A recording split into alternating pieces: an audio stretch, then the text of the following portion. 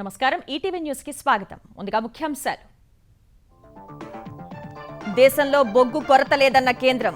24 రోజులకు సరిపడా నిల్వలున్నట్లు ప్రకటన. తగినంత విద్యుత్ అందుబాటులో ఉందని స్పష్టీకరణ. జగన్ అసమర్థత వల్లే విద్యుత్ రంగం తిరోగమిస్తోందన్న తెలుగుదేశం. కరెంటు కొనుగోలులో ఆదా వాస్తవమేనా అని ప్రభుత్వానికి ప్రశ్నలు.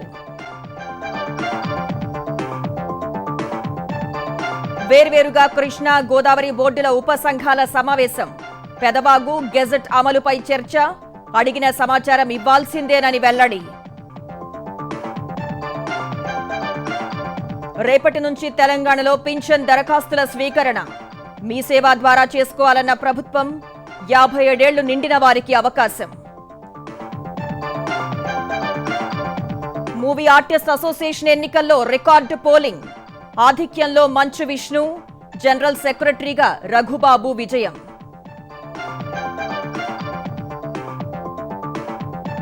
జమ్మూ కశ్మీర్లో పౌరులపై ఉగ్ర దాడుల నేపథ్యంలో అప్రమత్తత. ముష్కరుల కట్టడికి విస్తృతంగా తనిఖీలు. అదుపులో 70 మంది యువకులు. సరిహద్దు సమస్యపై భారత్ చైనా మధ్య 13వ విడత సైనిక చర్చలు. తూర్పు లద్దాఖ్ ప్రతిష్టంభనపై 8.5 గంటలు సాగిన సంప్రదింపులు.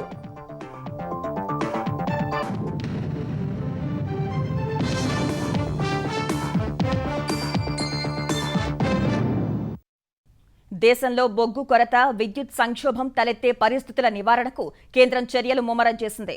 తాజా పరిస్థితిపై కేంద్ర విద్యుత్ శాఖ మంత్రి ఆర్కే సింగ్, బొగ్గు శాఖ మంత్రి ప్రహ్లాద్ జోషి వేర్వేరుగా సమీక్ష నిర్వహించారు.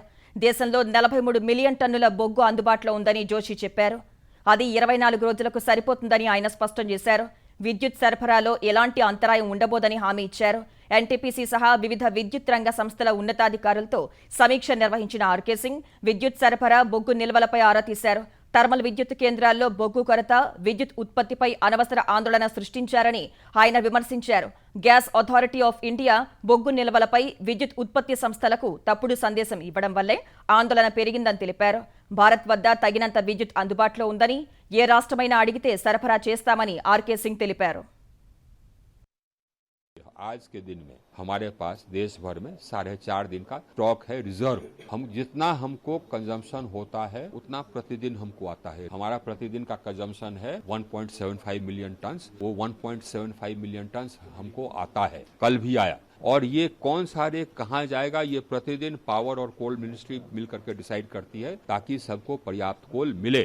और बेसिकली डिमांड बढ़ा है तो ये खुशकिस्मती है, एक खुशी की बात है। जिसको जितने पावर की जरूरत है उतना पावर हम सप्लाई कर रहे हैं, हम करते रहेंगे। उसमें कहीं कोई किसी को शक नहीं होना चाहिए. ముఖ్యమంత్రి జగన్ అసమర్థత, చేతగానితనం వల్లే ఆంధ్రప్రదేశ్లో విద్యుత్ రంగం సర్వనాశనమైందని తెలుగుదేశం జాతీయ అధికార ప్రతినిధి పట్టాభి మండిపడ్డారు. జగన్మోహన్ రెడ్డికి పవర్ ఇస్తే ప్రజలకు పవర్ లేకుండా చేశారని ఆయన ఆరోపించారు. విద్యుత్ వ్యవస్థ సరిగా లేకపోతే పరిశ్రమలో ఉపాధి, ఉద్యోగాలు ఎలా వస్తాయని పట్టాభి ప్రశ్నించారు. వైకాపా రివర్స్ గేర్ పాలనలో త్వరలో ప్రజలు లాంతర్లు పట్టుకుని తిరగడం ఖాయమన్నారు. విద్యుత్ కొనుగోళ్లలో 126 కోట్లు ఆదా చేశామని చెబుతూనే ఆదుకోవాలని ప్రధానికి లేఖ రాశారన్న పట్టాభి ఏది నిజమో చెప్పాలని డిమాండ్ చేశారు. పారదర్శకంగా అతి తక్కువ ధరలకే వీళ్ళు విద్యుత్ కొనుగోలు చేస్తున్నారంట. దాని ద్వారా 126 కోట్ల రూపాయలు ఆదా చేయగలిగారంట. అవి ఇవాళ వినియోగదారులకి వెనక్కి ఇస్తామని చెప్పి వీళ్ళు చెప్పినటువంటి మాటలు నేను తేదీలతో సహా హెడ్లైన్స్ చదివి వినిపించా. ఈ చేతగాని దద్దమ్మ ముఖ్యమంత్రి జగన్ రెడ్డికి బాలినేని శ్రీనివాస్ రెడ్డి గారు హవాలా మంత్రి, ఈయన గారు విద్యుత్ శాఖ మంత్రి అని చెప్పి వాళ్ళు ఎవరికీ తెలియదు. ఎంత ఉత్పత్తి చేస్తా ఉన్నాం, ఎంత ఇవాళ డిమాండ్ ఉంది, ఏ రేటుకు కొంటా ఉన్నాం, అసలు మన రాష్ట్ర విద్యుత్ పరిస్థితి ఏంటనేది ఆయనకు అసలు ఏబిసిడీలు కూడా రావు. జగన్ రెడ్డి గారు అప్పచెప్పిన పని ఇక్కడ కొల్లగొట్టిన సొమ్మునంతా కంటైనర్లలో, సూట్ కేసుల్లో హవాలా మార్గంలో తరలించాలి. ఇదే పని. కడప నుంచి ఇతర ప్రాంతాలకు విమాన సర్వీసుల పునరుద్ధరణకు చర్యలు చేపట్టాలని ముఖ్యమంత్రి జగన్ కి తెలుగుదేశం అధినేత చంద్రబాబు లేఖ రాశారు. తెలుగుదేశం హయాంలో ఉడాన్ పథకం ద్వారా టైర్ 2, టైర్ 3 నగరాల మధ్య విమాన సర్వీసుల్ని ఏర్పాటు చేశామని వివరించారు.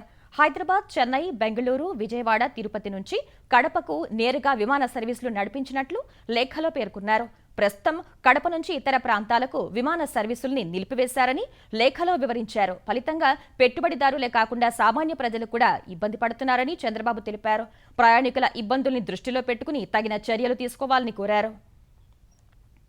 ఆఫ్ఘనిస్తాన్కు తాడేపల్లికి డ్రగ్స్ లింకులు ఉన్నాయన్న తెలుగుదేశం ఆరోపణలపై ఆంధ్రప్రదేశ్ పౌర సరఫరాల శాఖ మంత్రి కొడాలి నాని మండిపడ్డారు. సత్యదూరమైన ఆరోపణలు మానుకోవాలని సూచించారు. ఎన్నికల్లో వరుస ఓటములతో భయపడిపోవడం వల్లే బద్వేల్ ఉపపోరుకు తెలుగుదేశం దూరమైందని నాని ఎద్దేవా చేశారు. చంద్రబాబు, పవన్ కళ్యాణ్ మళ్లీ కలవాలి అనుకుంటున్నారని, అందుకే ఇద్దరు జగన్పై విమర్శలు చేస్తున్నారని మంత్రి చెప్పారు. చంద్రబాబు నాయుడిని నేను ఒకటే క్వశ్చన్ అడగదలుచుకున్నా. నీ కొడుకు మీద నీకు నమ్మకం ఉందా? ఇటువంటి వ్యక్తిని పెట్టుకుని కనుక వెళ్తే పూర్తిగా సర్వనాశనం అవుతానని చెప్పి నువ్వు భావించే కదా నీ దత్తపుత్రుడిని మళ్ళీ లైన్ చేసుకుంటున్నావు. మళ్ళీ కలిసి పోటీ చేద్దాం. పోయినసారి విడివిడిగా వెళ్ళి పుత్రుడు దత్తపుత్రుడు కనీసం ఎమ్మెల్యేలకు కూడా గెలవలేకపోయాం. లైన్ చేసుకున్నావు, దూతున్నావు కూర్చుని. తెలంగాణలో వృద్ధాప్య పింఛన్ల కోసం దరఖాస్తులు స్వీకరించేందుకు గ్రామీణ పేదరిక నిర్మూలన సంస్థ సెర్ప్ ఆదేశాలు జారీ చేసింది. వృద్ధాప్య పింఛన్ల అర్హత వయస్సు 65 నుంచి 57కు తగ్గించిన ప్రభుత్వం ఆగస్టులో దరఖాస్తు చేసుకోని వారికి మరో అవకాశం కల్పించింది. రేపటి నుంచి ఈ నెలాఖరు వరకు మీ సేవా కేంద్రాల్లో పింఛన్ల కోసం దరఖాస్తు చేసుకోవచ్చని తెలంగాణ సర్కార్ తెలిపింది.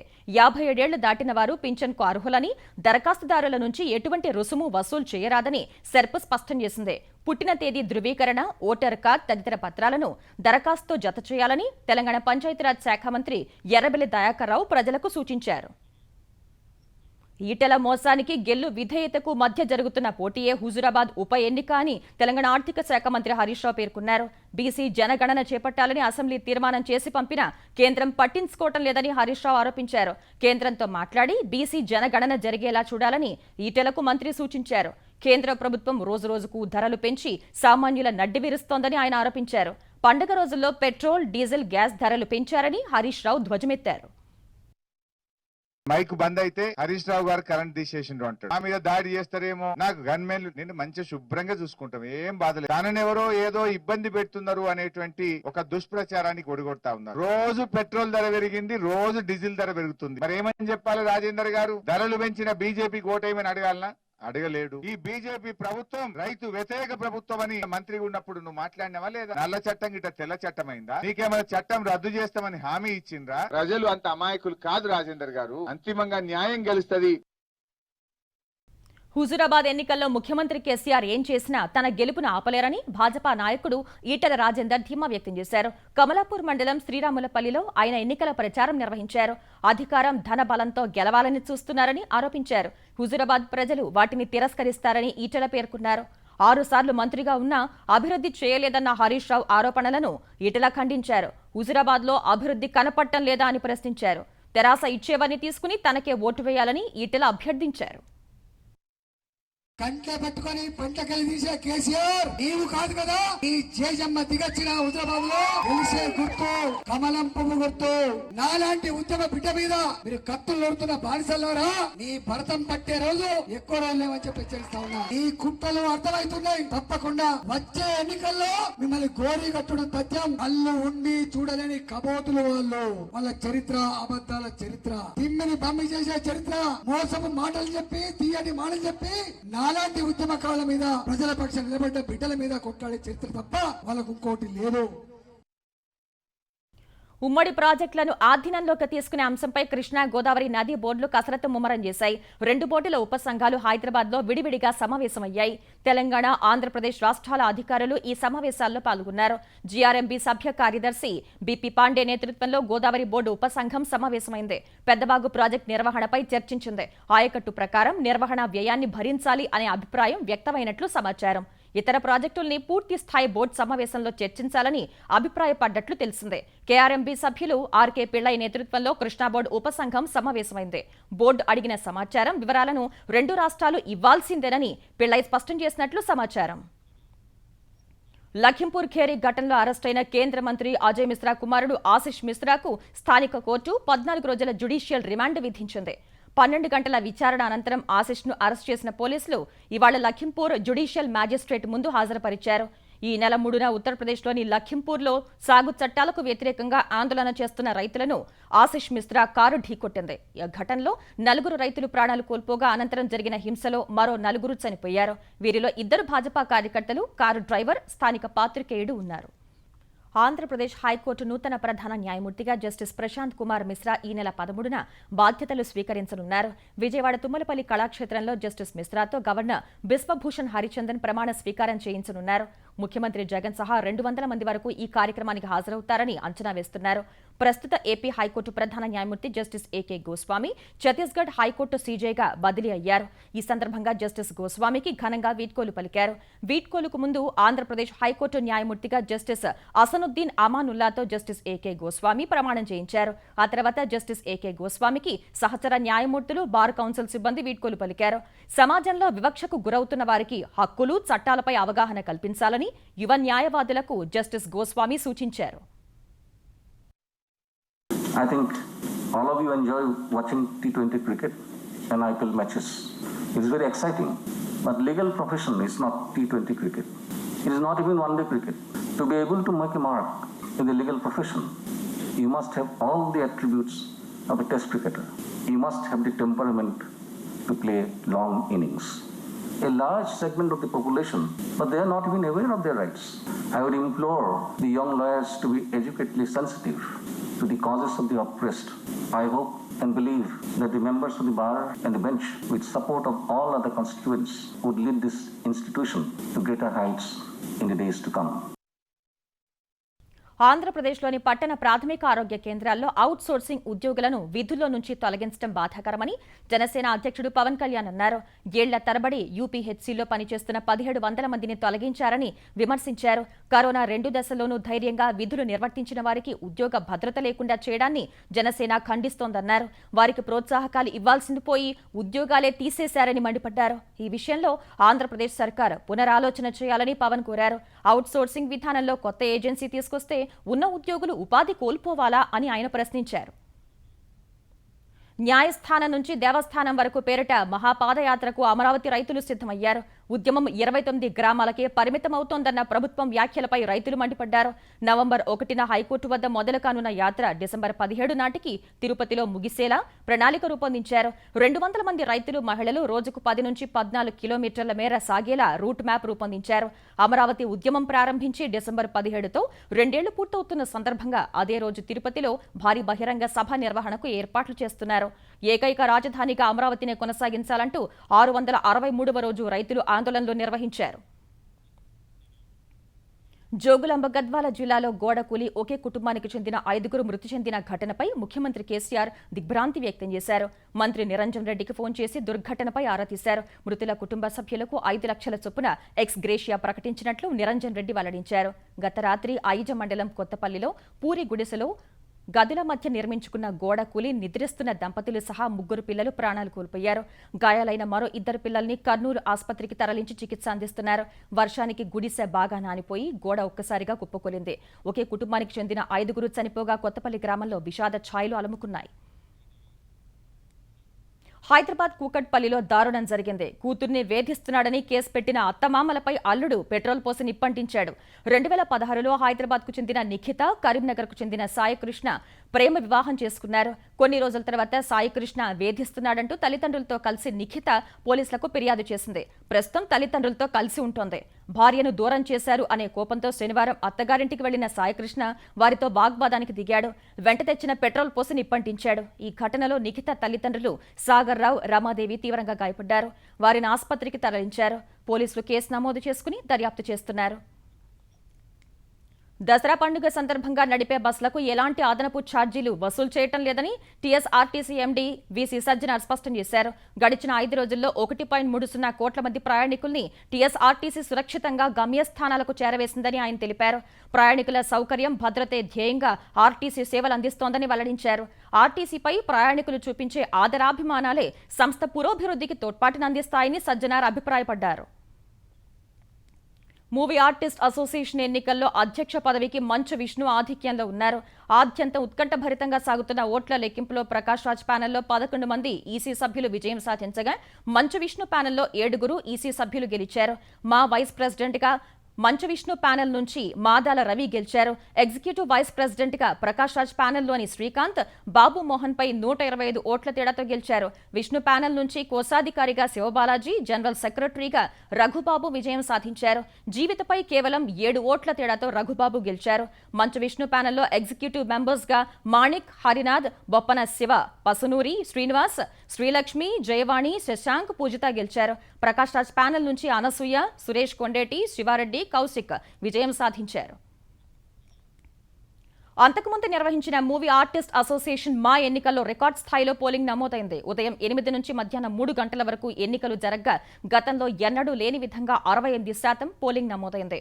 883 ఓట్లకు 665 ఓట్లు పోలైనట్లు ఎన్నికల అధికారులు ప్రకటించారు. చిరంజీవి, బాలకృష్ణ, నాగార్జున, పవన్ కళ్యాణ్, రామ్ చరణ్, రాజేంద్ర ప్రసాద్, బ్రహ్మానందం, ఆలీ సహా పలువురు సినీ ప్రముఖులు తమ ఓటు హక్కు వినియోగించుకున్నారు. యువ అగ్ర కథానాయకుల్లో చాలా మంది ఓటు వేయలేదు. పోలింగ్ కేంద్రంలోనూ ప్రచారం చేస్తున్నారంటూ 2 ప్యానెళ్ల మధ్య చిన్న గొడవ జరిగింది. ఇదే సమయంలో నటి హేమ శివబాలాజీ చెయ్యిని కొరికారు. తాను వెళ్తున్న సమయంలో శివబాలాజీ చెయ్యి అడ్డుగా పెట్టారని, అందుకే చెయ్యి కొరకాల్సి వచ్చిందని హేమ తెలిపారు. శివబాలాజీ ఆసుపత్రికి వెళ్లి ప్రథమ చికిత్స చేయించుకున్నారు. మూవీ ఆర్టిస్ట్ అసోసియేషన్ ఒక కుటుంబమని, ఇందులో రాజకీయాలకు తావు లేదని నటులు స్పష్టం చేశారు. ఎన్నికల వరకే అభిప్రాయ భేదాలుంటాయని, తర్వాత అందరం ఒకటేనని చెప్పారు.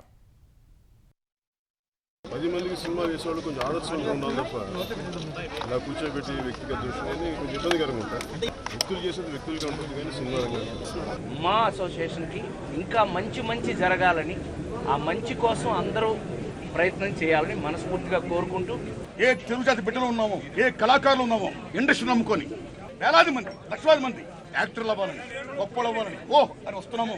వాళ్ళ ఆశల్ని అడియాస చేయకుండా వాళ్ళ కళను నెరవేర్చాలని, తెలుగు జాతి కళాకారులు మాత్రం తగిన స్థానం ఇవ్వాలని నేను విజ్ఞప్తి చేస్తున్నాను. మూవీ ఆర్టిస్ట్ అసోసియేషన్ అనేది ఒకటే, మేమంతా ఒకటే.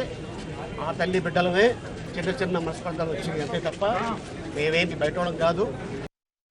తూర్పు లద్దాఖ్లో ప్రతిష్టంభన తొలగించడమే లక్ష్యంగా భారత్, చైనా సైనికాధికారుల 13వ విడత చర్చలు సుదీర్ఘంగా సాగాయి. చైనా వైపు ఉన్న మోల్డో బోర్డర్ పాయింట్లో 8.5 గంటలు చర్చలు జరిగాయి. వాస్తవాధీన రేఖ వద్ద సమస్యల పరిష్కారానికి సంయుక్తంగా కృషి చేయాలని సమావేశంలో నిర్ణయించినట్లు ఆర్మీ వర్గాలు తెలిపాయి. చర్చల్లో భారత బృందానికి లేహ్లోని core command lieutenant general PVK Menon నాయకత్వం వహించారు. డెప్సాంగ్, డెమ్చోక్ ప్రాంతాల విషయం ప్రస్తుతానికి పక్కన పెట్టి మిగిలిన ఘర్షణాత్మక ప్రాంతాల్లో వెంటనే బలగాల ఉపసంహరణ చేపట్టాలని భారత ప్రతినిధులు పట్టుబట్టారు. చైనా బలగాలు ఇటీవల సరిహద్దులు దాటి ఉత్తరాఖండ్లోని బారాహోతి సెక్టర్, అరుణాచల్ ప్రదేశ్లోని తవాంగ్ సెక్టర్లోకి ప్రవేశించిన నేపథ్యంలో ఈ చర్చలు ప్రాధాన్యం సంతరించుకున్నాయి. జమ్మూ కశ్మీర్లో ముష్కరులు పౌరుల్ని లక్ష్యంగా చేసుకుంటున్న నేపథ్యంలో కేంద్రం అప్రమత్తమైంది. 6 రోజుల వ్యవధిలో 7 పౌరులు ప్రాణాలు కోల్పోవడంతో భద్రతా దళాలు విస్తృతంగా తనిఖీలు నిర్వహిస్తున్నాయి. ఈ క్రమంలో శ్రీనగర్లో 70 మంది యువకుల్ని అదుపులోకి తీసుకున్నారు. కశ్మీర్ వ్యాప్తంగా దాదాపు 570 మందిని నిర్బంధించినట్లు సమాచారం. స్థానిక పోలీసులు సైతం రాళ్ల దాడులకు పాల్పడిన వారు, అనుమానితుల్ని అదుపులోకి తీసుకుని ప్రశ్నిస్తున్నారు. ఉగ్రవాద కార్యకలాపాలను అరికట్టడంలో భాగంగా జాతీయ దర్యాప్తు సంస్థ ఎన్ఐఏ అనంతనాగ్, శ్రీనగర్, కుల్గాం, బారాముల్లా తదితర 16 చోట్ల సోదాలు చేసింది. టీఆర్ఎఫ్ అనే సంస్థ ద్వారా లష్కరే తోయిబా, దాని అనుబంధ సంస్థలు ఉగ్రదాడులకు యత్నిస్తున్నట్లు ఎన్ఐఏ తెలిపింది. ఈ మేరకు 2 తీవ్రవాదుల్ని అరెస్ట్ చేసినట్లు ఎన్ఐఏ ప్రకటించింది.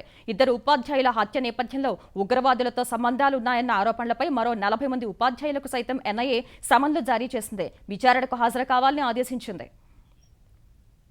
పండుగల వేళ దేశ రాజధానిలో ఉగ్ర దాడులు జరిగే అవకాశం ఉంది అనే హెచ్చరికలతో ఢిల్లీ పోలీసులు అప్రమత్తమయ్యారు. ఢిల్లీ పోలీస్ కమిషనర్ రాకేష్ ఆస్థానా అధికారులతో ఉన్నత స్థాయి సమావేశం నిర్వహించారు. హస్తినలో పెట్రోల్ బంకులు, ఇంధన ట్యాంకర్లను ఉగ్రవాదులు లక్ష్యంగా చేసుకునే అవకాశం ఉందని నిఘా వర్గాలు హెచ్చరించినట్లు ఆయన తెలిపారు. స్థానిక నేరస్తులు, గ్యాంగ్స్టర్ల మద్దతుతోనే ఉగ్రవాదులు దాడులకు పాల్పడే అవకాశం ఉందని కమిషనర్ అభిప్రాయపడ్డారు. అద్దెకుండేవారు, కార్మికుల ధృవీకరణకు ప్రత్యేక కార్యక్రమం ప్రారంభించాలని పోలీసుల్ని కమిషనర్ ఆదేశించారు. కమ్యూనిటీ పోలీసింగ్ పై దృష్టి సారించాలని సూచించారు. ముఖేష్ అంబానీ నేతృత్వంలోని రిలయన్స్ ఇండస్ట్రీస్ లిమిటెడ్ శుద్ధ ఇంధన రంగంలో ఒక అడుగు ముందుకు వేసింది. నార్వే కేంద్రంగా ఉన్న ఆర్ఈసీ సోలార్ హోల్డింగ్స్ లో 100% వాటాను కొనుగోలు చేసినట్లు ప్రకటించింది. ఆర్ఐఎల్ అనుబంధ సంస్థ Reliance new energy solar limited China national blue star limited సంస్థ నుంచి $771 మిలియన్ ఆర్ఈసీ గ్రూప్ ను కొనుగోలు చేసింది. ఉత్తర అమెరికా, ఐరోపా, ఆస్ట్రేలియా, ఆసియా పసిఫిక్ ప్రాంతాల్లోని హరిత ఇంధన మార్కెట్లో ప్రవేశించేందుకు ఈ కొనుగోలు ఉపకరిస్తుందని ఆర్ఐఎల్ వెల్లడించింది. Solar grade polysilicon solar ప్యానెళ్లు, మాడ్యూళ్లను REC తయారు చేస్తోంది. నార్వే సింగపూర్లోని ఉత్పత్తి ప్లాంటుల్లో 1300 మంది ఉద్యోగులు పనిచేస్తున్నారు. ఆర్ఈసీ సాంకేతికతను ఉపయోగించి గుజరాత్ జామ్నగర్లో ఉన్న గిగా ఫ్యాక్టరీలో మెటాలిక్ సిలికాన్ సోలార్ ప్యానెళ్లు తయారు చేస్తామని రిలయన్స్ పేర్కొంది. యుఏఈ ఒమన్ వేదికలుగా ఈ నెల 17న ఆరంభం కానున్న T20 ప్రపంచ కప్ కోసం ఐసీసీ అన్ని ఏర్పాట్లు చేస్తోంది. కోవిడ్ జాగ్రత్తలతో 4 వేదికల్లో 16 జట్లు తలపడనున్నాయి. బయోబబుల్లో ఎవరైనా కరోనా పాజిటివ్ గా తేలితే వారిని 10 రోజులు ఐసోలేషన్లో ఉంచనున్నారు. వాళ్లతో సన్నిహితంగా మెలిగిన ఆటగాళ్లను 6 రోజులు ఐసోలేషన్లో గడపాలని ఐసీసీ నిబంధన విధించింది. పరిమిత సంఖ్యలో కుటుంబ సభ్యుల్ని ఆటగాళ్లతో కలిసి ఉండేందుకు ఐసీసీ అనుమతినిచ్చింది. స్థానిక ప్రభుత్వ నిబంధనలకు అనుగుణంగా ప్రేక్షకుల్ని మ్యాచ్లు చూసేందుకు అనుమతించనున్నారు. ప్రేక్షకులు తప్పనిసరిగా మాస్క్ ధరించాల్సిందేనని ఐసీసీ పేర్కొంది. ఈసారి T20 ప్రపంచ కప్ లో నిర్ణయ సమీక్ష విధానం DRS అమలుకు ఐసీసీ ఆమోదం తెలిపింది. ప్రతి జట్టుకు ఒక ఇన్నింగ్స్ లో గరిష్టంగా 2 DRSలు అందుబాటులో ఉంటాయి. ఇక ముఖ్యాంశాలు మరోసారి. దేశంలో బొగ్గు కొరత లేదన్న కేంద్రం. 24 రోజులకు సరిపడా నిల్వలున్నట్లు ప్రకటన. తగినంత విద్యుత్ అందుబాటులో ఉందని స్పష్టీకరణ. జగన్ అసమర్థత వల్లే విద్యుత్ రంగం తిరోగమిస్తోందన్న తెలుగుదేశం. కరెంటు కొనుగోలులో ఆదా వాస్తవమేనా అని ప్రభుత్వానికి ప్రశ్నలు.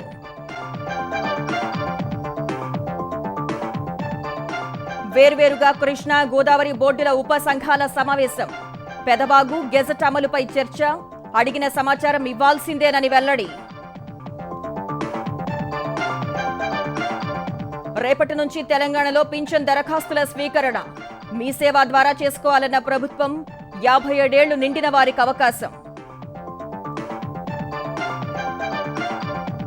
మూవీ ఆర్టిస్ట్ అసోసియేషన్ ఎన్నికల్లో రికార్డు పోలింగ్. ఆధిక్యంలో మంచు విష్ణు, జనరల్ సెక్రటరీగా రఘుబాబు విజయం.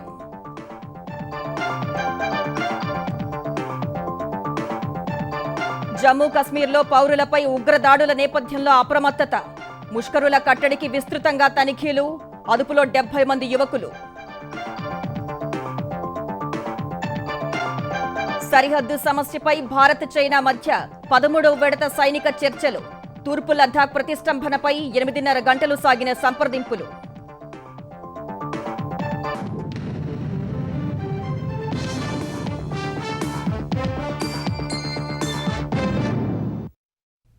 ఈటీవీ న్యూస్ సమాప్తం. నమస్కారం.